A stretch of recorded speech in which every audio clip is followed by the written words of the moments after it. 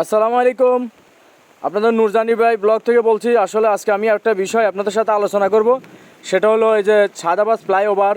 সায়দাবাদ ফ্লাইওভারের উপরে আসলে এই ফ্লাইওভারে এখান দিয়ে আমরা যারা কুমিল্লা, চাঁদপুর, অন্য চট্টগ্রাম বিভাগে যারা বেশিরভাগ আছি, তারা আসলে আমরা অনেক বিড়ম্বতায় পড়ে যাই। কারণ আমরা যখন বাসে এখান থেকে নামি, তাহলে আমরা অনেকক্ষণ হেঁটে যাইতে হয়। বিশ্বাস যদি করেন, অনেক রাত্রেবেলা হেঁটে যাইলে অনেক চিন্তায় বা অনেক কিছু থাকতে পারে।